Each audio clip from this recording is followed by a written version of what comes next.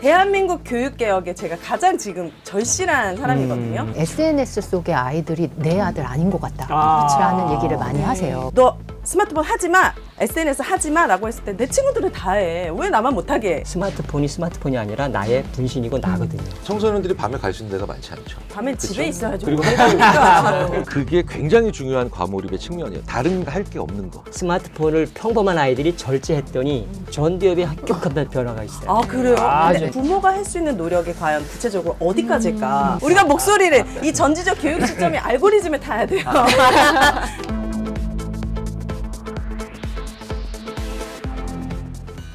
정답이 아니라 길을 찾는 교육 토크쇼 전지적 교육 10점. 반갑습니다. 김한나입니다. 지난 시간에 이어 2교시로 찾아왔습니다. 오늘 길잡이가 되어주실 네 분의 패널을 소개하겠습니다. 먼저 아이들의 머릿속과 마음속을 해석해 주실 김경일 교수님 잘 오셨습니다. 네, 안녕하세요. 반갑습니다. 인지심리학자입니다. 네, 인지심리학자들이 제일 많이 하는 일이 사람이 어떤 생각을 하는 과정에서 그 주변 요인들에 뭐가 있는지 이런 연구들을 많이 하거든요. 그런 면에서 오늘 좀 얘기거리가 좀 있을지 고민을 해보겠습니다. 저는 교육 전문 기자 출신이고 지금은 교육 전문 유튜브 채널을 운영하면서 학부모와 학생들을 가장 많이 만나는 사람인 것 같아요. 그래서 요즘에 학생과 학부모님들이 어떤 고민을 하고 있는지 낱낱이 좀 알려드리고 싶어서 찾아왔습니다. 우리 또 한 분의 특별한 패널 또 모셨습니다. 학생들과 함께 스마트폰 사용 금지 실험 최초로 감행하신 분이기도 한데요. 이준원 교장 선생님 인사 부탁드리겠습니다. 저는 7살에 학교를 들어가서 62세에 졸업을 한 이준원입니다. 특히 중학생들과 평생을 살았습니다. 지금은 그 학부모님들과 또 선생님들을 함께 만나고 있습니다.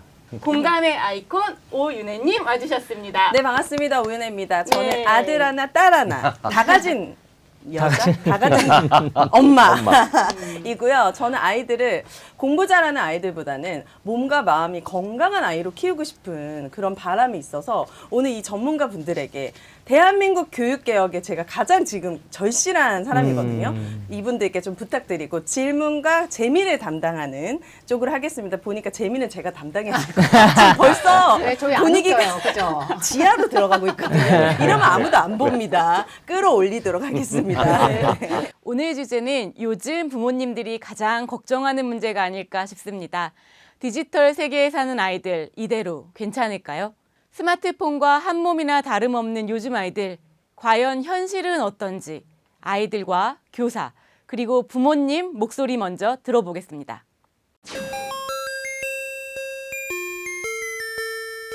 나는 인스타를 엄마가 막아놔가지고 아예 못 써가지고 지금 카카오톡만 거의. 나는 인스타만 하는 것 같아.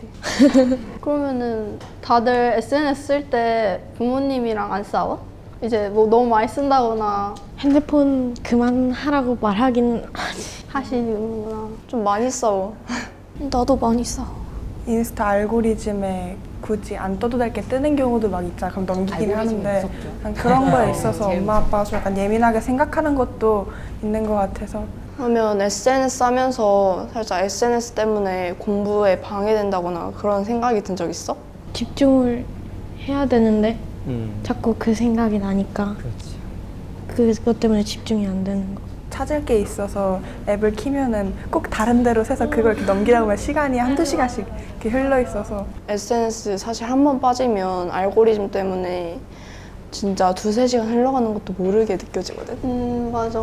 그래서 숙제를 못할 때도 많고 그랬던 것 같아. 우리 학교는 핸드폰을 안 걷어. 이제 수업 시간에 애들이 이제 핸드폰을 보는 거야. 이제 조금 되게 학교마다 지금 많이 안 걷으니까 이게 가지고 있으니까 보고 싶잖아. 솔직히. 일괄적이어야 돼. 보게 되니까 이게 선생님이랑 이제 좀 마찰이 생기는 것 같아. 학교에서 핸드폰을 걷는데 그 핸드폰을 안 내고 다시 가져와가지고 핸드폰을 하는 친구들도 봤고, 그 디봇 같은 경우에도 다행인데, 다 잠궈놨는데 거기 이제 다른 길을 통해서 들어가가지고 유튜브를 본다거나 웹툰을 본다거나 그런 친구들도 많이 봤어.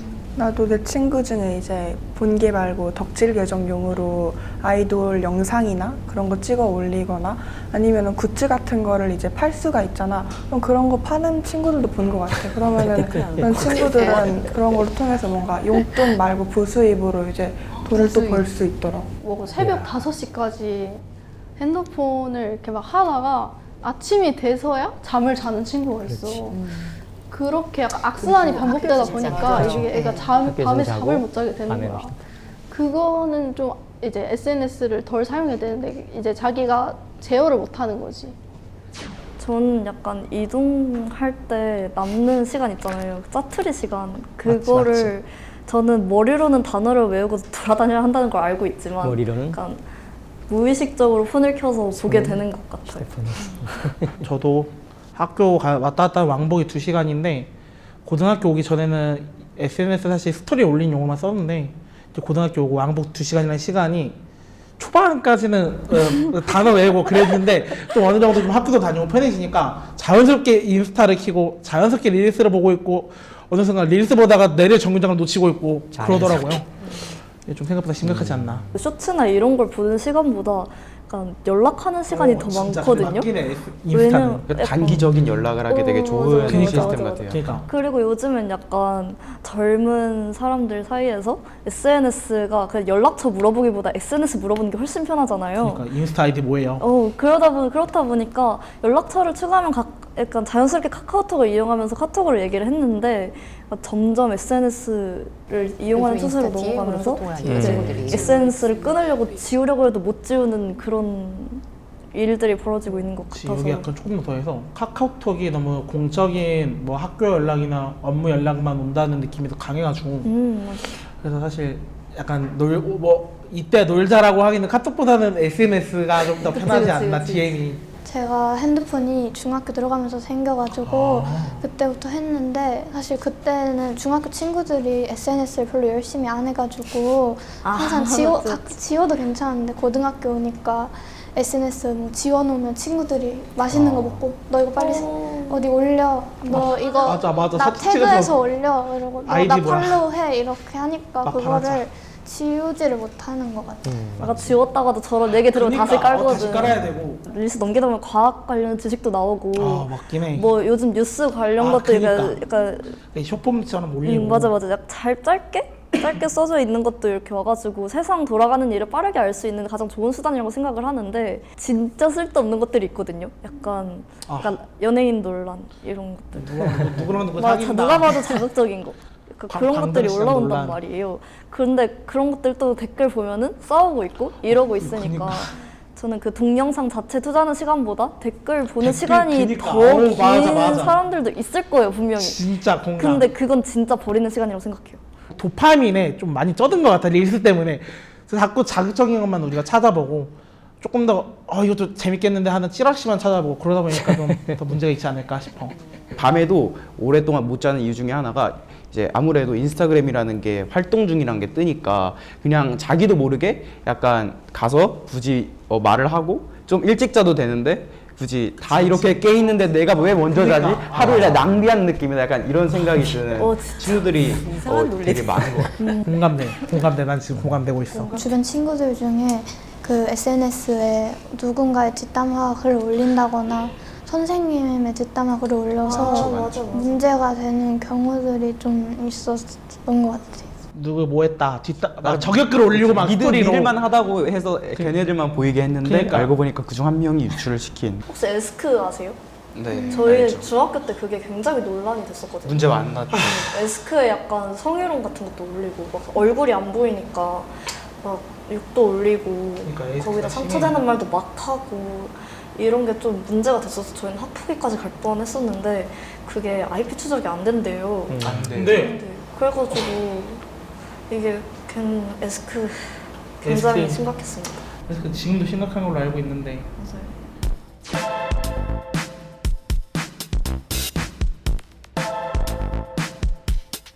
이전에 비해서 아이들이 스스로 절제하는, 조절하는 능력이 대체적으로 높아졌다고 생각하는데 이제 그게 안 되는 아이들이 더 심각하게 좀 문제들을 일으키게 되지 않나 이런 걱정이 들어요. 학교에서 저희 못하게 하는데 다 하잖아요.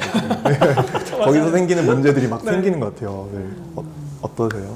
저는 아이들이 뭐라 그럴까요? 이미 하나의 문화가 된 것 같아요. 쇼폼, 네. SNS 이런 네. 것들. 그래서 막 약간 아이들이 예를 들어서 쇼폼에서 유행하는 컨텐츠를 저에게 막 물어봐요. 근데 대답을 못하면 약간 문화에 뒤처지는 사람이 같은 느낌? 그래서 저 혼자서 막 찾아보기도 하고. 역시나 가장 우려가 되는 것은 아이들이 거기에 너무 몰입해 있다라는 거예요. 그래서 가끔 집중을 못하고 있는 친구들, 그리고 막 자요, 수업 시간에. 초등학생인데도 자는 학생들이 점점 늘고 있다. 그리고 이제 쇼폼은 제가 개인적으로 온작품 수업으로 이제 영화 수업을 좋아하거든요. 제가 영화를 좋아해서 아이들한테 영화를 보여주는데 이제 롱폼이라고 하게 되잖아요. 못 보지. 긴 걸 못 보는. 맞아요. 네. 조금만 지나면 지루해 막 이게 돼버리니까 맞아요. 1분만 지나도 그게 너무 안타깝더라고요.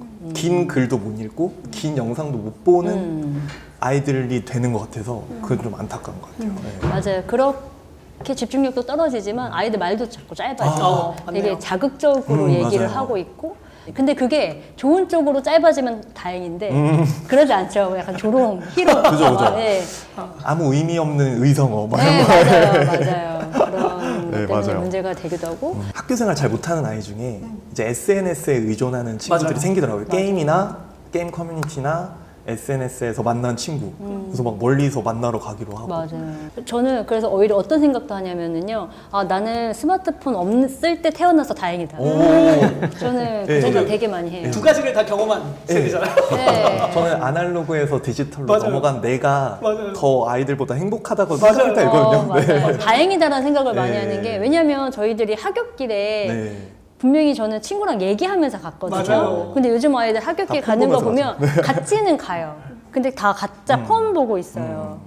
근데 그것이 교류가 아니고 그렇게 우정이 쌓이는 것이 아닌데 지금 하굣길에서 오순도순 얘기하면서 좀 스트레스도 풀고 같이 공감도 얻고 이런 좋은 기회인데 그거를 다 없애버리는 것 같아서 너무 안타깝죠. 그래서 저는 규제에 굉장히 동의를 하는 편이에요. 그래서 그게 뭐 현실적이냐 아니냐는 해봐야 알죠.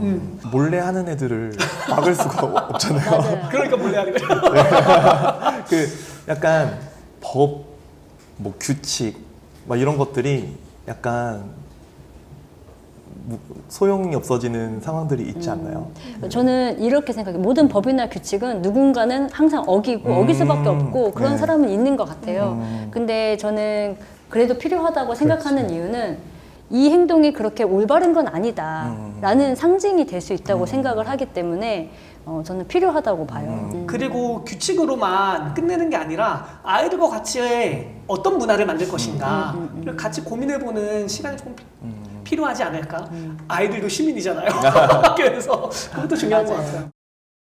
사실 애들이 진도도 다 나가고 하다 보니까 휴대폰 주세요를 가장 많이 말해요. 저희 학교도 휴대폰을 걷는 학교인데 크게 보면 변화가 있어요. 휴대폰을 걷을 때는 애들이 쉬는 시간이나 점심시간이나 운동장에 나와가지고 대화도 하고 축구도 하고 장난도 치고 이러는데 휴대폰을 주는 순간부터 그런 활동들이 사라져요. 아이들 입장에서 좀 유해한 어떤 컨텐츠라든지 되게 너무 자극이 심한 컨텐츠라든지 이런 게 되게 많은데 그런 것들을 이제 쉬는 시간마다 보면서 또 심지어는 교실에 있는 컴퓨터로 트는 거예요, 그거를. 맞아요. 그러니까 자기 혼자 보는 것도 아니에요.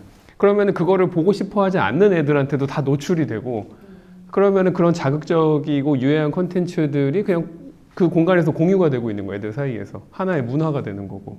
차라리 혼자라도 보지. 그래서 저는 1, 2, 3학년을 다 보니까 근데 1학년 애들은 몸으로 싸워요. 이제 초등학교 갓 졸업한 애들이니까 누가 뺨 때렸어요, 누가 머리 잡아당겼어요 이런 걸로 교무실 쫓아오는데 2, 3학년은 거의 다 SNS로 와요. 누가 스토리에 나 자기 안 좋은 사진을 올렸다, 누가 스토리에 나 저격했다, 그러니까 다 이런 걸 울면서 들고 와가지고 SNS가 진짜 심각하구나 요거를 저는 여기 들어와서 안 것 같아요, 학교 들어와서. 이게 뭐 뭔가 직접 대면해서 말하기보다는 당장에 자기 눈앞에 핸드폰이 있고 SNS가 있으니까 그러니까 거기다가 이렇게 뭔가 나의 그런 여러 가지 것들을 이렇게 해소하는 어떤 그 창구로서 쓰다 보니까 그런 부작용들도 많이 나오는 것 같고.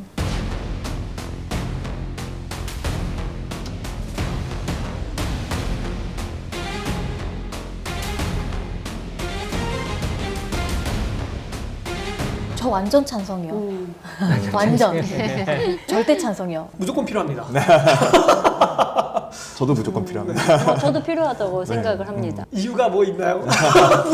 이유가 너무 많아서. 저는 반대를. 저도 반대. 저도 반대인 게 이게 막 그렇게 직접적으로 정부가 범정부적으로 국회에서 막 입법까지 할 정도의 사안은 아니라고 봐요. 우리 엄마가 하는 말은 잔소리야. 그런데 나라에서 이걸 법적으로 금지했으면 내가 조금 따라야 되지 않을까라는 좀 이렇게 수용적 태도를 보이지 않을까? 나라에서 좀 도와줬으면 좋겠어요. 내가 때려 부신다 이런 말이 나오지 않게. 학교에서도 어느 정도는 그거를 SNS나 이거를 활용을 해서 수업을 할 수밖에 없는 상황들이 있다 보니까 그거를 완전히 차단하고 하는 거는 또 역행하는 부분이 아닐까라는 생각도 또 듭니다. 뭐 이미 많은 연구 결과에서 나오는데 네. 그 SNS가 이제 알고리즘이 확증 편향적으로 가잖아요. 맞아요. 그게 또 잘못 발을 디디면 정치적으로도 극단적인 커뮤니티에 대한 학습이 되는 경우가 맞아요. 저 보이더라고요. 그래서 되게 무섭더라고요. SNS가 무조건 나쁜 것만 있는 건 아니니까 어쨌든 친구들이랑 뭐 추억 기록할 수도 있고 좀 멀리 떨어진 사람이랑도 소통할 수 있고 이런 장점이 있으니까 전면 금지는 아무래도 조금 어렵지 않나 그런 생각이 들고 근데 제한은 필요하긴 할 것 같아요. SNS가 굉장히 다양한 소통을 이루게 하는 것 같지만 사실은 오히려 더 고립시키는 측면도 있다고 보거든요. 이게 옛날에 친구들끼리 막 치고받고 싸우면 우리가 눈으로 보이잖아요. 아, 얘 맞았다. 막 이렇게 하면서 바로 이렇게 거기에 대해서 대응을 할 수 있는데 그 SNS에서 생기는 그런 여러 가지 폭력이라든지 문제들은 저희가 바로 파악할 수가 없고 그 상처가 얼마나 깊은지도 모르다 보니까 좀 도움을 주기가 어려운 부분이 있는 것 같아요. 그거 이미 하고 있는데 애들 다 뚫잖아요. 네, 다 뚫어요. 원래 지금 서울시에서 하고 있는 디버스아웃 같은 경우에도 게임이나 뭐 이런 것들이 안 깔리게 설정이 다 돼 있어요. 근데 애들 보면은 다 우회하는 방법 찾아내가지고 다 설치를 해요. 그러면 이제 어떻게 하냐? 그 담당하시는 분이 모니터링이 다 되거든요. 그럼 그걸 보고 다시 지워요. IT 산업 그럼 걔는 다시 깔아요. 그래서 서로 계속 그 경쟁을 하고 있는 거예요. 깔면 지우고, 깔면 지우고. 뭐 그런 식으로 되고 있고. 네. 네, 영상 지금 네 분이서 굉장히 집중해서 보셨어요. 네. 저부터 얘기할까요? 네. 저는 진짜 질문이 한 100가지가 생각났어요. 우선 이 SNS 스마트폰이 아이들에게 주는 좋은 영향이 과연 뭘까? 백해무익하다는 맞아요 이거? 백해무익? 그거 맞는 말이죠 지금. 그러니까 다 해롭다는 얘기예요 제 얘기는. 네. 멀리 있는 사람과 소통 과연 그 아이들에게 지금 이게 필요한가? 내 학교 짝꿍, 내 반 친구들과 끈끈해지기도 전에 굳이 SNS를 통해서 그렇게 누군가 가까워져야 될까라는 생각이 들고 이게 규제가 저도 되게 필요하다고 느끼는 게 최근에 이제 호주에서는 SNS 금지법이 시행이 됐더라고요. 그래서 관련된 인터뷰들을 찾아보니까 아이들이 가장 하는 말이 너 스마트폰 하지 마. SNS 하지 마 라고 했을 때 내 친구들은 다 해. 왜 나만 못하게 해? 근데 이제 그 말이 안 통하는 거예요. 다 금지를 해버리니까. 그리고 초반에는 좀 힘들어했지만 나중에는 아이들이 놀 게 없어서 못 노는 게 아니라 놀 줄을 몰랐던 거예요. 막 종이로 캐릭터 만들어가지고 자기네들끼리 게임하고 막 몸으로 놀고 있는 아이들을 발견했을 때 부모가 거의 울면서 얘기하더라고요. 이거를 금지시켜줘서 너무 고맙고 아이들과 밥 먹을 때 대화도 할 수 있고 그래서 저는 학부모의 입장으로서는 나라에서 어느 정도 큰 가이드라인을 정해주면 그리고 선생님들에게도 좀 그 권한을 크게 주면 이게 조금 좋은 방향으로 갈 수 있지 않을까? 지금 우리 아이들이 딱 그때만 느낄 수 있는 그 추억들이 있잖아요. 그 인간만이 느낄 수 있는 막 그런 거 있잖아요. 창의력, 공감 뭐 있잖아요. 그런 걸 다 뺏어가는 것 같아가지고 네, 전 적극 찬성입니다. 규제. 네. 해주세요. 예. 저희가 만드나요? 예. 우리가 목소리를 이 전지적 교육 시점이 알고리즘에 타야 돼요. 저는 100% 공감하고요. 예. 부모님 공감하는데 오늘 말씀드리고 싶은 건 더 중요한 게 있다. 뭐예요? 더 중요한 거. 네. 그래서 그거는 나중에 교수님이 질문하면 이거 방송을 아시네. 더 중요한 게 보셔야 있습니다. 됩니다. 정말 공감합니다. 예. 아, 진짜요? 저는 중학교까지 전면 금지를 추구하는 사람인데 네. 그거보다 더 중요한 게 있습니다. 네, 기대가 됩니다. 그게 아, 무엇인지. 네. 그건 네. 이제 나중에 질문해 주시면 네, 질문 드리도록 하겠습니다. 저의 성공담을. 네. 예, 어떻게 생각하세요? 어떤 게 인상 깊으셨어요? 뭐 약학에 굉장히 유명한 말이 있죠. 약과 독의 차이는 오로지 용량의 차이다. 그러니까 저게 경계선이 되게 명확하지 않은 문제이기 때문에 저 미묘한 고민들을 앞으로 이제 끊임없이 계속 해야 되고 그다음에 우리의 아이들도 저 미묘한 고민을 끊임없이 해야 되는데 우리의 교실은 저런 걸 아이들한테 고민하게 해주지는 않거든요. 네네. 사실 우리 처음에 화면에 나왔던 우리 친구들끼리 대화하는 저런 장면들이 저렇게 중요한 문제인데 아이들이 실제로 학교에서 교육받고 토론하고 이런 것들에 대한 측면은 아직도 없죠. 우리는 아직도 굉장히 많은 이게 교과 과정을 보면 많이 바뀌긴 했지만 실제로 아이들은 여전히 국어, 영어, 수학을 가장 중요시해서 배우고 있거든요.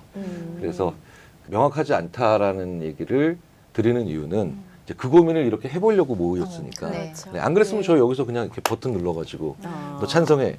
아니면 저기 반대해? 이렇게만 물어보면 될 일이거든요. 그래서 여전히 저는 계속 모호하고 불확실하다는 얘기를 드리려고 합니다. 물론 그 폐해는 이제 너무너무 중요하고 심각하니까 우리가 그 고민을 해야 되는 시점인 건 분명하죠. 이미 지난 시점이기도 하고요. 사실 어떤 것이나 장단, 명암이 있기 때문에 어떻게 해나가나가 중요한 건데 우리 대 기자님 또 교육에 관해서 사실은 굉장히 많은 고민을 하시면서 계시잖아요. 네네. 어떻게 보셨어요? 저는 저 VCR의 영상의 내용이 아주 익숙합니다. 제가 매일 고민하고 매일 접하는 내용이거든요. 예전에 제가 교육 강연을 통해서 학생, 학부모 만난 일들이 많은데요. 그때 고민은 다 하나같이 똑같았어요. 성적에 대한 고민, 학습에 대한 고민이었다면 지금의 10명 중에 8명 정도는 스마트폰에 대한 갈등을 고민하신 분들이 그 정도로 많아졌다. 그리고 이 부분이 부모님들이 집에서도 체감될 정도로 가정의 불화의 원인 1순위가 이 부분으로 많이 나타난 것 같아요. 그리고 예전에는 그 사춘기 때 특히 더 이 부분이 아주 부각이 돼서 지금 많은 분들이 고민하시고 계신데 교수님 말씀처럼 이 부분에 대해서 우리가 이제는 학부모, 학생, 선생님들 다 같이 좀 고민을 해야 될 시점이 오지 않았을까. 그래서 그 시발점이 오늘이 됐으면 좋겠고요. 지난 2025년 어느 교원단체에서 스승의 날 한 6천 명 이상의 선생님들에게 이 스마트폰 관련해서 질문한 게 있거든요. 한 70% 가까이가 그 스마트폰 때문에 수업 방해를 받고 있다. 심각하게 방해를 받고 수업이 중단된다. 30% 이상은 스마트폰 그만해라. 이제 수업해야 된다라고 말하다가 아이들과 심한 갈등, 언어 폭력 정도. 그리고 한 6, 7%는 정말 심각하게 큰 트라우마를 얻을 정도로 신체적인 폭력 정도를 당했다. 그래서 저는 아까 우리 학부모님 대표로 말씀하신 대로 큰 틀은 좀 크게 잡아주고 저는 특히 영유아 때부터 태어나 보니 스마트폰이 있었다가 아니라 태어나 보니 스마트폰을 못 쓰더라. 여긴 법으로. 그 영유아 때 길들여 놓고 중학교, 초등학교 고학년 때 잡으려고 하니까 너무 갈등. 그래서 스마트폰보다 더 중요한 아이들의 스마트폰 과몰입보다 더 중요한 부모와 자녀 사이의 갈등, 좋은 관계 해침. 이게 더 차라리 스마트폰 중독되고 좋은 관계를 해치지 않는 게 나을 정도로 너무 심각합니다. 집어 던지고 나가. 그러니까 이 아이들은 스마트폰 때문이 아니라 나를 인격적으로 모독하고 내가 좋아하는 걸 하는 꼴을 못 본다. 그래서 부모와 완전히 대립하고 그것이 이제 아이들에게 심각한 문제가 생기는데 법도 중요하고 부모나 교장이나 선생님들의 그 권위도 중요하지만 너무 그것만 들여대면 아이들의 그 자발성, 내적 동기에서 시작하는 그 변화, 마음에서 변화가 일어나야 되거든요. 그게 습관이 되고 그것이 나의 삶을 바꿔야 되는데 편안하게 그냥 법으로만 학교 규율로만 해버리면 아이들이 반항합니다. 그런데 먼저 이제 마음을 좀 같이 나누고 서로 좋은 관계, 존중해주고 사랑해주는 관계가 되면 아이들이 저 선생님 실망시키지 않으려는 발버둥을 치거든요. 우리 엄마 아빠 실망시키지 않으려는 발버둥을 치기 때문에 그 구체적인 사안은 좀 뒤에. 이게 다가 아니시군요. 오늘 준비를 많이 하셨어요. 제가 10시간도 더 10시간이면 안 본다고요, 우리 애들이 지금. 짧고 임팩트 있게. 어른도 안 보는데. 저 이제 가도 돼요. 제가 교육팀이 다 말씀하셨어요. 결론을 내셨네. 앉아 계세요. 심리학자가 필요합니다. 이 현상에서 성인은 항상 갈 곳도 많고 볼 수 있는 것도 많고 여러 가지 주변 환경에 대안이 많죠. 자, 그런데 성인에 비해서 청소년들은 항상 그 대안을 많이 만날 수 없거든요. 청소년들이 밤에 갈 수 있는 데가 많지 않죠. 밤엔 그쵸? 집에 있어야죠. 그리고 그러니까. 그렇죠. 네. 모든 집에 과의조는 있어야죠. 청소년이 높게 나오는 건 당연한 거예요. 자연스러운 현상이다. 일반적으로. 네. 네. 태어날 때 미리 이미 익숙하게 경험했던 청소년들이 다른 대안을 찾지 못할 때 들어갈 수밖에 없는 게 과몰입이에요. 그게 굉장히 중요한 과몰입의 측면이에요. 다른 할 게 없는 거. 왜냐하면 부모님들한테 제가 여쭤봐요. 우리 아이가 스마트폰을 너무 많이 써요. 근데 이쪽 부모님은 나는 근데 스마트폰 때문에 걱정을 안 해. 근데 왜 한 부모님은 걱정을 하고 한 부모님은 걱정을 안 하느냐 봤더니 얘는 공부를 못 해요. 근데 얘는 공부를 잘해요. 이게 이제 굉장히 중요한 문제인데 중요해요. 공부를 잘하는데 스마트폰을 똑같이 과몰입돼 있어도 부모는 그걸 문제라고 생각을 안 한다는 거예요. 이건 되게 중요한 부모님의 착각이에요. 그렇죠. 여러 가지 얼터너티브가 대안이 없는 상태에서 오로지 그것밖에 없으면 과업을 아무리 잘 수행해도 사실은 그건 과몰입에 들어가야 된다는 거죠. 네. 성인인 부모가 아이에 대한 양육 방법하고 그렇죠. 연계될 수도 있겠다. 저는 이제 이런 생각도 들더라고요. 그럼 이제 제 차례인가요? 좀 어떻게 양육하고? 저는 기본적으로 네. 철칙이 있어요. 제 아들이 지금 9살이 됐는데 식당에서 스마트폰을 보여준 게 3번도 안 돼요. 9년 동안. 그러니까 저는 그냥 아예 안 보여줘요. 근데 그럴 수 있는 방법이 뭐였냐면요. 부모가 좀 피곤해야 돼요. 그렇지. 식당 같은 데 가면은 젓가락, 숟가락이 다 이 아이들의 놀이가 돼야 되거든요. 그럼 초반에는 같이 좀 놀아줘요. 물컵으로도 장난치고 여기 식탁보로도 막 비행기 접어가지고 던지고 그러면서 그냥 밥을 먹거나 우리가 앉았을 때는 스마트폰이 아니라 우리가 남편과 제가 조금 수고스럽더라도 아이들이 이 식사 자리에 더 집중할 수 있도록 그렇지. 그리고 아이들이 밥을 먹을 때도 맛을 하나하나씩 느끼고 먹어야 된다고 생각하거든요. 그래야지 편식 안 하잖아요. 덕분에 저희 아들은 정말 많이 먹긴 하지만 식비가 많이 힘듭니다. 개인적으로 이렇게 식당 갔을 때 패드 올려놓고 이제 부모들 좀 편하게 식사하고 아이들은 그냥 입만 벌리잖아요. 부모가 떠먹여주면은. 맞아. 무슨 맛인지도 모르고 뭘 먹고 있는지 배가 고픈지 부른지도 몰라요. 근데 그런 모습을 너무 많이 보다 보니까 저건 아니지 않나? 계속 인상을 찌푸리게 되고 부모가 조금만 노력하면 될 수 있지 않을까라는 바람이 있어요. 왜냐면 저는 그렇게 지금 키워왔기 때문에. 근데 중요한 건 아까 인터뷰에서도 봤지만 중학교 때 처음 핸드폰을 받았어요 라는 친구들도 결국에는 올라가면 SNS나 이런 걸로 인해 또 다른 어떤 문제점에 또 봉착하더라고요. 그래서 부모가 할 수 있는 노력이 과연 구체적으로 어디까지일까?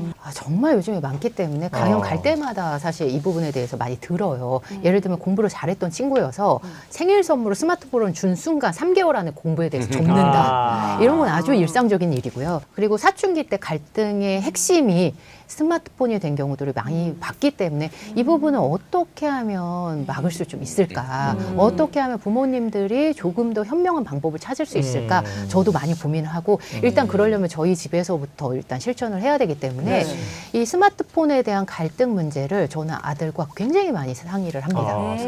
이 부분을 아주 심도 있게 너 이거 봤어? 이건 심각하지 않아? 이 부분 때문에 엄마도 집에서 이 부분 때문에 고민하는데 스마트폰 안 보기가 쉽지 않은데 어떻게 하면 좋을까? 내지는 스마트폰 때문에 힘들어서 센터에 가는 친구들을 사례를 일부러 알려준다든지 그런 식으로 많이 얘기를 했어요. 그리고 스마트폰 문제에 대해서 부모인 내가 많이 고민을 하고 있어. 이 얘기를 초등학교 들어갈 때부터 해서 지금 6학년이거든요. 근데 저희 집 첫째, 둘째 아들 둘인데 스마트폰에 대해서 전혀 아직은 갈등이 없는 게 이런 심각한 문제에 대해서 부모가 심각하게 생각하고 있고 이 문제를 나도 역시 고민하고 있어. 그리고 또 한 가지 가장 중요한 철칙은요. 부모에 대한 고민을 말씀해 주셨는데 부모 스스로도 이 스마트폰에 대해서 고민하고 있고 나도 이 부분에 대해서 조금 더 자유로운 행동을 하기 위해서 노력하고 있으면 집에서 끊임없이 보여주죠. 즉 귀찮아야 된다는 말씀을 해주셨는데 귀찮음이 저는 이 부분이에요. 집에서 스마트폰을 최대한 안 쓰기 위해서 노력을 합니다. 일할 때만 쓰고요. 전 집에 안 들어가는 그게 쉽지가 않아요. 쉽지가 않죠. 근데 진짜 맞는 말씀인 거예요. 네. 내가 계속 이렇게 하면서 야, 너 핸드폰 하지 마. 이거는 진짜 말이 안 되잖아요. 왜 책 안 봐? 이렇게 하는 그렇죠. 순간 부모의 권위부터 떨어지기 때문에 네. 이 부분에 대해서 저도 많이 고민을 해요. 그래서 집에서는 전 노트북만 씁니다. 핫도그로만 소통을 해요. 이런 노력이 사실 요즘의 부모의 노력은 이 부분이 많이 필요하다라는 생각을 하고 있어요. 왜냐하면 아이들한테 스마트폰 문제는 의지의 문제를 저는 벗어났다고 생각하거든요. 그래서 환경에 대한 문제, 구조적인 문제 일 수 있겠다라는 생각을 하고 있고 부모님들도 요즘에 이 부분에 대한 위험성을 알고 계셔서 노력을 많이 하려고 하는데 그게 실천하기가 좀 어려운 부분은 저는 유아 부모님들도 마찬가지인데요. 요즘에 스마트폰을 아이 밥 먹을 때 주지 않기 위해서 노력을 많이 한다고 생각해요. 근데 그런 모습이 보이는 거 저는 이런 부분이 눈에 띄더라고요. 제가 강연 때문에 지방 강연 많이 가니까 KTX를 타는데 제 앞에 돌 지난 그 정도의 아기가 있었어요. 근데 부모님이 어디를 내려가시나 보더라고요. 네. 그래서 맨 처음에는 막 놀아주고 이렇게 하다가 애가 좀 칭얼거리며 울기 시작합니다. 그랬더니 이 부모님이 초조해지기 시작해요. 어떻게 하지? 다른 사람들이 쳐다보는데 어떻게 하지? 하다가 딱 이 얘기 나오는 순간 아이한테 스마트폰을 보여주더라고요. 예, 안내 방송이 나옵니다. 옆 사람한테 방해하지 말라고. 그런 좀 조용해 주시고 이 얘기를 하는 순간 스마트폰을 딱 보여주시더라고요. 거기서 오는 이 주변에서 유아가 우는 부분에 있어서 좀 용인해 줄 수 있는 우리의 마음의 여유가 필요한다든지 사회적으로도 아이들이 울 수 있고 아이들한테 이런 부분이 있어서 자연스러운 것을 우리 스스로 좀 용인해 주는 이런 문화가 더 필요한 게 아닌가라는 생각을 하게 됐어요. 아동 동반 열차에 타고 그게 너무 작습니다. 아니요. 아동 애 같이 타죠. 그렇음에도 예. SRT는 5호차죠. 맞아요. 5호차를 피하시나요? 아니요, 저는 일부러 애기들 소리 들으려고 5호차 타요. 정말요? 네, 저 타요. 앞으로 김경일 교수님 뵙고 싶으면 5호차 타는 걸로. 저 5차 자주 타는 걸로 나름 그거를 또 SNS에 올리시는 분이 계세요. 얼마나 좋은데. 그 층간 소음이라든지 아이들 소음이라든지 울음소리에 예민하다는 걸 부모님이 이분 어떡하지? 감당이 안 되는 순간 무너지는 경우들이 있어요. 요즘 운동회도 못 하잖아요. 시끄럽다고 해가지고 네, 아파트 네. 주민들이. 네. 그래서 운동회도 못 하는 세상이 됐어요. 선생님께서는 이제 또 교장 선생님 하시고 하실 때 선구자적인 중학생 아이들한테 스마트폰 금지를 하는 실험을 강행하셨는데요. 스마트폰을 평범한 아이들이 절제했더니 전두엽이 얼마나 좋아졌는가에 대한 실험이었어요. 물론 그 대조군은 이제 계속 썼으니까 얼마나 안 좋아졌는가 자연스럽게 나왔지만 그렇게 해서 3개월 하려고 했는데 이미 60일 넘어가니까 나오더라고요. 한 달 지나니까 나와버렸고요. 전두엽의 변화가 나와요? 네, 나왔어요. 그거 보고 아이들이 충격을 먹고 전두엽이 합격한 변화가 있어요. 그래요? 아주 근데 그거 하나만 여쭤볼게요. 전두엽이 좋아지면 뭐가 좋아지는 거예요? 기본적으로 전두엽에 너무 많은 기능이 들어가 있어서 네. 쉽게 말씀드리긴 어렵지만 이제 모든 종합이 이루어지는 곳이잖아요.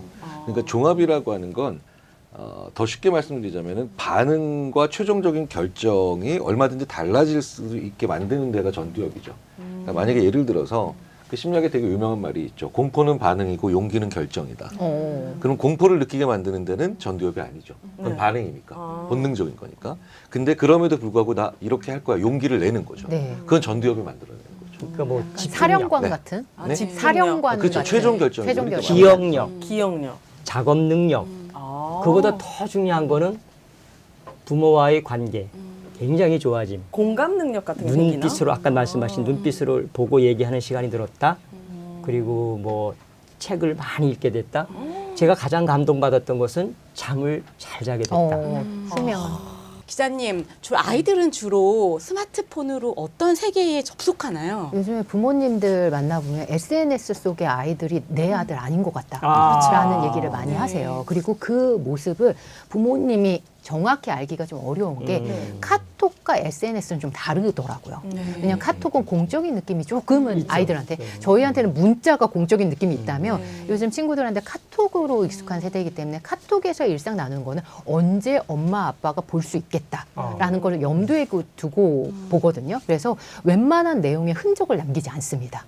근데 그 깔려진 앱이나 카톡은 확인하시는 부모님들이 많으세요. 근데 SNS 속 페이스북이나 인스타 속의 DM에서의 그 새로운 모습들은 전혀 다른 일상이 펼쳐진다라는 부분으로 많이 놀라는 경우가 있어요. 왜냐하면 우리는 정말 오프라인에서 만나는 친구들이 친구라고 생각하는데 SNS 속에서 저 멀리 있는 친구도 친구라고 생각을 하더라고요. 왜 일상을 더 많이 교류했기 때문에. 그래서 그 친구를 만나기 위해서 부모님한테 얘기 안 하고 내려가는 경우도 있고요. 다른 지방에 가기도 하고 만나서 많은 시간을 보내기도 하고 근데 그 아이들에 대해서 정확히는 모르는 거죠. 왜냐면 SNS 속에 있는 베스트 모습만 보고 서로 교환을 하기 때문에 그 모습이 요즘에 가장 좀 걱정되는 부분이죠. 근데 그게 범죄로 노출될 수도 있잖아요. 그럼요. 그거를 그렇게 정확하게 알지도 못한 채 그렇게 친해졌다고 생각해서 막 간다고요? 네. 그 모습으로 인해서 범죄랑도 많이 연루가 되고 있죠. 그렇죠. 지금. 그럴 것 같아요. 네. 범죄랑 연결되고 청소년기의 범죄는 사실은 심리랑도 굉장히 밀접한데요. 어떤 악영향이 구체적으로 또 있는 거예요, 교수님? 근데 인간의 모든 뇌와 인지는 무엇 때문에 망가지는 게 아니라 그 무엇만 해서 망가지는 거예요. 제가 이런 얘기합니다. 책만 봐도 바보 됩니다. TV도 봐야 되고 게임도 해야 되고 그런데 TV만 보면 또 바보 되는 거예요. 게임만 하면 바보 되는 거죠. 그러니까 우리 인간의 뇌가 특히 20살 전까지는 다양한 경험을 하는 것이 제일 중요하지 부모나 교사가 생각했을 때 좋은 경험을 단일하게 그것만 하는 게 제일 안 좋은 거거든요. 그렇죠. 왜냐하면 뇌의 많은 영역들이 우리가 여전히 알지 못하는 방식으로 성장을 하고 근육을 만들어내는데 그게 다양한 행동에서 나오는 거예요. 얼마 전에 발표된 연구들인데 스마트폰 과몰입 지수가 적은 아이들 그리고 심지어 어른이 돼서도 그게 적은 친구들 봤더니 좀 롱텀으로 쭉 연구해 봤더니 아주 간단하게 나왔어요. 초등학교, 중학교 때 예술, 체육 많이 한 애들. 네. 스마트폰을 이제 절제하는 훈련을 하셨잖아요.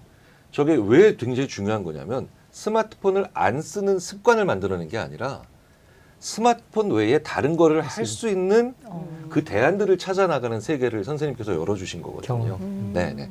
그러니까 가장 중요한 건 문제를 해결할 때 스마트폰이 미치는 악영향이라고 생각을 하는 건 문제 해결에 거의 도움이 되지 않습니다. 저 굉장히 공감을 하는 게 예전보다 지금 아이들의 환경을 보면 학습에 정말 더 많은 압박이 있잖아요. 그래서 얘네들이 일찍부터 학습에 노출이 되고 학습을 하는 상황에서 유일하게 놀이가 스마트폰이기 때문인 것 같아요. 거기서 오는 문제점이 가장 크지 않을까. 얘네들한테 다양한 놀이의 경험을 줘야 되고 다양한 대안을 좀 찾을 수 있는 기회를 줘야 되는데 그게 아니라 짬나는 때 이동하는 시간에 지금 차에서 차로 이동하는 시간 그리고 공부할 때 잠깐 쉬는 시간 다 스마트폰에만 매진을 하기 때문에 이게 문제가 더 커지지 않았을까. 그럼요. 놀이터 가도 아이들이 없어요. 저희 아들은 학원을 거의 안 다니거든요. 엄마 나 방학인데 얘네들이 그 늘봄 신청한 거를 딱 1시간만 하고 와요. 9시에 가면 10시 20분에 집에 와요. 놀이터에 가도 애들이 없어. 그렇다고 계속 부모가 옆에서 놀아줄 수 있는 것도 아니고 이게 결국에는 구조적인 문제인 것 같아요. 아이들을 계속 공부 잘 시킨 1등으로 키우려고 하다 보니까 계속 사교육으로 돌리고 축구, 뭐 예체능 다 돈이에요, 요즘에는. 우리 예전처럼 그냥 애들이랑 공 갖고 차는 게 축구가 아니라 또 한 달에 20만 원씩 내고 축구 학원을 보내야 되는 게 현실인데 그런 부분들까지도 사실은 어떤 문제의 한 부분이지 않을까. 놀이마저도 다 어떤 사교육이라든지 돈이라든지 이런 것들이 지불해야 되는 상황? 진짜 중요한 거는 스마트폰이 못 주는 것. 엄마 아빠에게만 있는 게 뭘까요? 그걸 줘야 돼요. 영유아 때부터. 스마트폰에 애착일까요? 애착 형성. 글쎄 뭐라고 표현해야 될까요? 엄마 아빠에게는 따뜻한 사랑이 있다. 사랑이죠. 따뜻한 가슴에 만남을 엄마 아빠는 할 수 있다는 걸 언제부터? 아기 때부터 초, 중, 고 그런 아이들은 문제없이 잘 크더라고요. 힘들 때는 스마트폰이 아니라 엄마 아빠한테 찾아가는 게 좋겠다 하면 반드시 명심해야 돼요. 아이들 스마트폰 때문에 아이들의 인격을 그냥 완전히 존재를 무시해버리면 스마트폰 때문에 큰일 납니다. 그거 아니고 사랑으로, 공감으로. 저는 청소년 사용 제한에 대해서 우리가 논의를 통해서 어느 정도의 규제는 필요하다고 생각을 하는 게 아이들도 저는 이 상황에 대한 심각성을 모르지 않다고 생각하거든요. 어떻게든 부정적인 부분 그리고 선생님한테 폭행을 가하고 이런 부분이 잘못된 것을 알고 있다고 생각해요. 그래서 그런 일이 발생했을 때 그 동영상을 찍어서 SNS에 올린 게 그 옆에 있는 친구기도 했고요. 그런 부분에서 이 부분을 심각한 거는 아는데 어떻게 해야 될지 모르는 이 부분에 대한 어떤 제스처 내지는 연습할 시간, 연습할 기회들이 좀 필요하다고 생각해요. 그래서 최근에 호주에서 16세 이하 미만의 학생들한테 SNS 사용을 금지하면서 호주 총리가 나와서 얘기를 했죠. 이 법이, 이 규제가 완벽하지 않다는 거 저도 알고 있습니다. 그렇지만 이 부분에는 심각성을 알리기 위해서 우리는 이런 도전을 전 세계적으로 처음 해보겠다라고 얘기를 했거든요. 저는 이런 제스처가 필요하다고 생각해요. 지금 이 부분에 대해서 우리 모두 심각성을 느끼고 있고 우리 모두 이게 완벽하지는 않을 수 있고 이 부분을 유용하는 어떤 풍선 효과가 나타날 수도 있겠지만 이 부분을 한번 우리 같이 규제해보고 노력해보고 또 방향성을 좀 다듬어보는 게 어때요? 라는 노력은 필요한 그 시점에 오지 않았을까라는 생각을 합니다. 제 생각은 건강한 아이들의 건강한 성장은 경계 세우기와 자율이 균형을 이루어야 된다고 생각해요. 강력한 경계 세우기 플러스 자유를 주는데 그 깊은 밑바닥에는 계속 강조하지만 그 사랑이 담긴 존중 그것을 기반으로 한 강력한 경계 세우기 필요합니다. 특히 어린 나이일수록. 근데 이미 초등학교 4학년, 5학년, 6학년 이미 다 허용해 놓고 초등학교 4, 5, 6학년 중학교 와서 잡으려면 이거는 스마트폰의 문제가 아니라 나의 정체성을, 나의 인격을 무시하고 파괴했다고 생각해요. 스마트폰을 버린 게 아니고 나를 버렸다고 생각할 때에는 엄청난 폭력이 일어나는 거거든요. 분노, 그리고 부모에 대한 엄청난 저항이 일어나잖아요. 그래서 저는 경계 세우기와 자율의 균형을 이루기 위해서는 법도 도움이 된다. 조심할 거는 그것만 너무 의존하면 안 된다. 또 자율만 너무 또 안 돼. 균형을 적절히 이루되 깊은 바닥에는 엄마 아빠와 나와의 깊은 신뢰. 무슨 일이 있어도 우리 엄마 아빠는 나를 사랑해. 그건 진짜 명심하세요. 요즘 애들은 스마트폰이 아니라 나의 분신이고 나거든요. 그걸 뭐 집어 던지거나 너 맨날 이것만 맨날이 아닌데 맨날이라고 그러거나 뭐 이런 거에 대한 것 필요해서 강력한 경계 세우기 필요하다.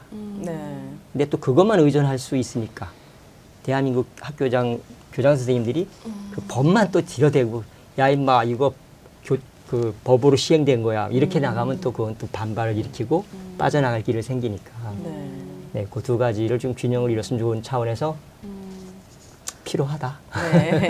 지향점이 무엇인가 지금 이준환 선생님의 말씀에서 거의 모든 답에 가까워지고 있는 실마리들이 다 보이는 건데 자 스마트폰과 관련된 이 법규 16세든 그게 15세든 17세든 이거의 가장 본질이 무엇이냐 지향점이 말 잘 듣는 아이들 공부 잘하는 아이들 키워내려고 하는 게 아니라는 거예요. 그렇죠. 건강하고 행복하며 나중에 성인이 됐을 때 AI를 부리면서 살 정도로 잘 배우는 아이들. 그렇죠. 뭔가를 머리에 집어넣는 아이들이 아니라 그러니까 아이들 공부 잘하게 만들기 위해서 이걸 하고 있는 게 아니라는 거예요. 그래서 이런 이슈들에 대해서 고민을 할 자격이 있는 분들, 충분한 자격이 있는 분들이 이 고민을 하셔야 괜찮은 그때마다의 괜찮고 그다음에 적용할 만한 가치가 있는 그때 당시에 부합되는 답들이 나오겠지. 말 잘 듣는 아이, 조용히 따르는 아이, 그렇죠? 그다음에 시험 잘 보는 아이, 그다음에 그 외에 다 필요 없고 의과대학 갈 아이 이런 아이들을 머릿속에서 그리고 있는 사람들이 이 법안을 만약에 얘기를 하고 그 방안을 얘기하면 특이한 케이스들은 어떻게 하냐는 질문이 나와요. 그러면 이거 좀 강력한 말 해도 돼요? 하십시오. 해보십시오. 굉장히 기대됩니다. 굉장히 싫어할 텐데 너무 비겁해요. 법을 학교에다가 둔다는 거 너무 그렇지. 비겁해. 빅테크에서 알고리즘이라든지 중독성 프로그램, 중독성 설계하는 것은 안 건들고 그렇죠. 네. 애들 중독되게 하고 너무 재미있게 밤새워하게 해놓고 하지 말고 그쪽은 안 건들고 하지 말라. 너무 저는 근원이 아니라고 생각해요. 네. 그럼 애들은 이미 그 게임에 중독돼 있기 때문에 어떻게 해서든 뚫죠. 그들은 규제하지 않고 학교에만 부모와 선생님들만 힘들게 하는 법 같이 했으면 좋겠어. 같이. 사실 더 세게 말씀드리자면 부모님들도 아니고 선생님들만 고민하고 있는 것 같아요. 아닌데 부모님. 그러니까 이제 이런 부모님들의 숫자가 많지 않다. 이제 체념. 네네. 그러니까 제가 이제 가끔 가다 보면 교사 교육은 그만해라.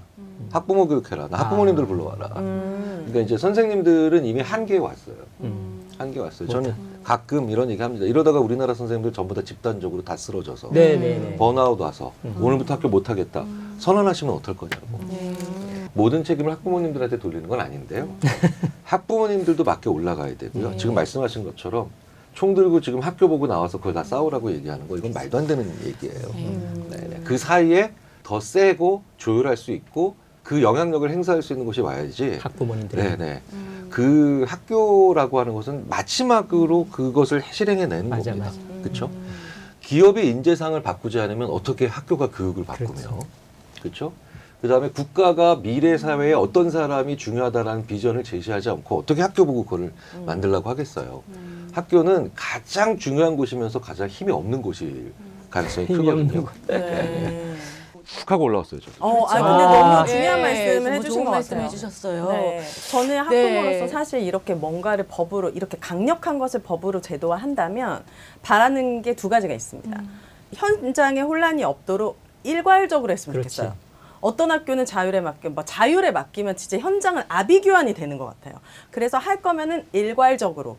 그리고 두 번째는 대안을 마련해 줬으면 좋겠어요. 그렇죠. 이렇게 SNS나 이런 걸 규제할 거면 그 내에 뛰고 놀고 뭐 다른 뭐 그런 것들을 더 많이 만들어서 아이들에게 너네가 알아서 이거 안 한 대신 니네들이 찾아가 아니라 다른 대안을 좀 주면서 그때 2시간 너네 어차피 스마트폰 못해 2시간 나가서 뛰어놀아 마음껏 놀아라든지 뭔가 채찍과 당근이 같이 가서 아이들에게도 좀 납득할 수 있게끔. 그러면 학부모 입장에서도 이게 일괄적이고 그리고 아이들이 충분히는 아니더라도 무언가를 해소할 수 있는 무언가가 또 생긴다면 그러면 긍정적인 영향이 있지 않을까. 자율 규제에 대한 고민은 저는 그런 게 됐다면 이 지경까지 저는 안 왔을 것 같아요. 이미 자율 규제에는 넘었다. 그건 이제 힘들다는 거를 현장에서 알게 되었다라는 생각을 가졌습니다. 네, 알겠습니다. 네. 오늘 너무 재밌는 주제, 사실은 꼭 논의해야 될 주제를 가지고 다양한 말씀 들었는데요. 그럼에도 불구하고 못다한 말씀 또 우리 있으실 것 같아요. 아이들의 집단지성, 아이들의 힘을 믿어주는 것. 그러니까 선생님이나 엄마 아빠의 눈은 피할 수 있지만 또래들의 눈은 못 피하거든요. 근데 또래들의 그 건강한 집단지성이 그 아이로 하여금 그것을 못하게 막는 강력한 힘입니다. 이제 이게 학교 문화인데 집단지성의 힘을 믿고 아이들이 건강한 이 하부 구조를 만들어 준다면 누구보다도 그 안에서 자종 그리고 감시 그리고 스스로 자발적인 그게 될 것이다. 그래서 아이들을 믿고 아이들이 어떤 문제를 어른이 집어던져 주는 게 아니라 스스로 깊이 토론하게 애들이 잘 찾거든요. 이 문제에 대해서 막 찾고 토론하고 찬반하고 그런 과정을 좀 믿고 기다려줬으면 좋겠다. 네, 알겠습니다. 네. 분위기가 왜 이러죠? 박수로 너무 슬퍼가지고 지금 마지막에 슬퍼하시는 거예요. 견딜 수가 없는데. 네네. 이준원 선생님 교육부 장관으로. 저는 작년에 화제의 책이었죠. 조너선 하이트의 불안세대라는 책을 읽으면서 정말 많은 생각이 들더라고요. 거기서 인상 깊었던 내용 중에 가장 핵심 메시지는 요즘 들어서 2010년 이후에 이 친구들 10대 친구들의 정신질환, 불안이라든지 우울증 이 지수가 높아진 게 왜 그럴까? 전 세계적으로 확인을 해본 결과 아이폰의 보급과 맞물린다는 거죠. 그래서 이 부분에 대해서 저는 심각하게 생각을 하고 있었고 그래서 이 부분은 아이들과 저희 두 아들과 토론을 막 집에서 많이 해요. 맞아. 그랬더니 본인도 친구들이 이런 걸 쓰면서 안 좋은 모습을 보일 때마다 이게 문제가 있다라는 그 부분을 잘 생각을 하고 있는데 옆 친구가 쓰니까 자기도 쓰고 싶다는 거예요, 자꾸. 근데 저희 집에서는 아직 스마트폰을 사용하지 않거든요.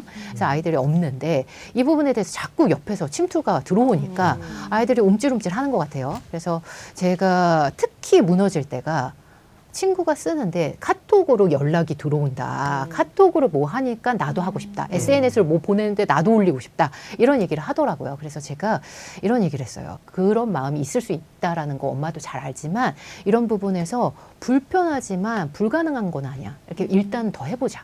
라고 얘기를 해서 지금 거실에 노트북을 설치해서 거기서 모든 일을 해결을 하고 있거든요. 그런 부분에서 이게 심각성을 가정에서 먼저 느끼는 이 노력이 좀 필요한 것 같아요. 가정 모두.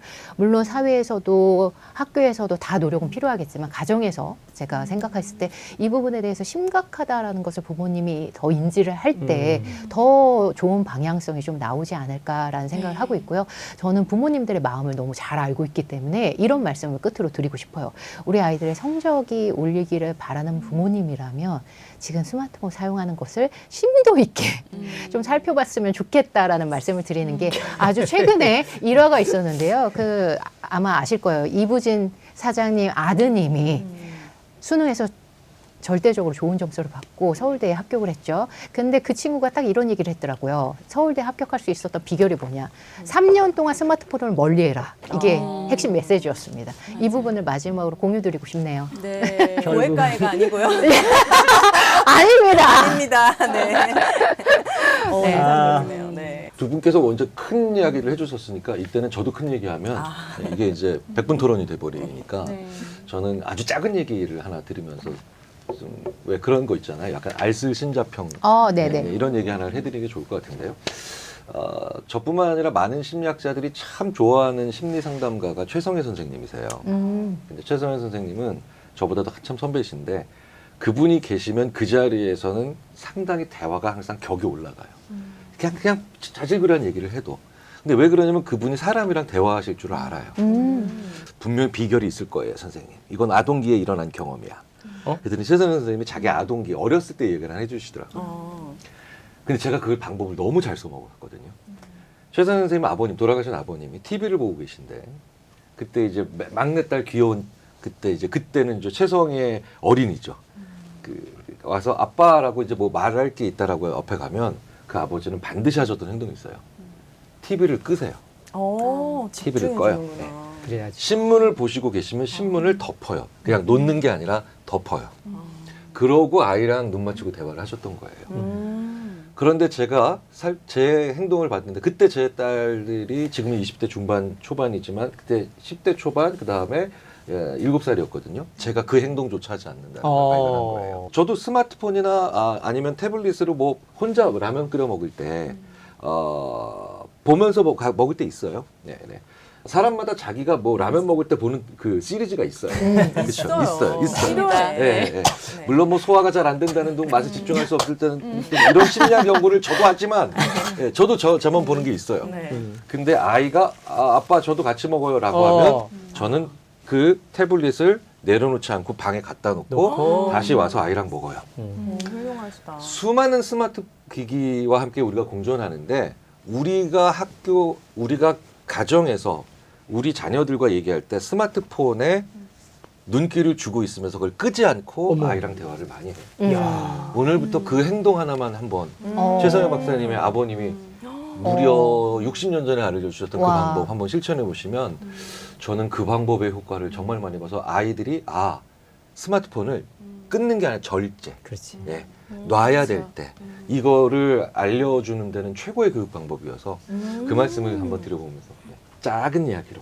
너무 좋은 팁이네요. 오늘 집에 있는 시간을 좀 줄여야 너무 실질적인 도움이 되는 팁이어가지고. 매불쇼 보시다가도 끊어야 돼. 무조건. 아이와 눈을 마주치면. 네, 너무 좋은 팁인 것 같고 저는 오늘 이렇게 너무 좋은 말씀을 들으면서 생각했던 게 한 아이를 키우는데 온 마을이 필요하다는 말이 있는 것처럼 좋은 어른이 있으면은 좋은 어른들이 진짜 많아지면 1등, 2등이 아니라 건강하고 행복한 아이로 자랐으면 우리 아이들이 좋겠다. 그런 어른들이 진짜 많아지고 우리 아이들이 성적이 아닌 다른 것들로 더 인정받고 칭찬받고 그럴 수 있는 세상을 만들었으면 좋겠다.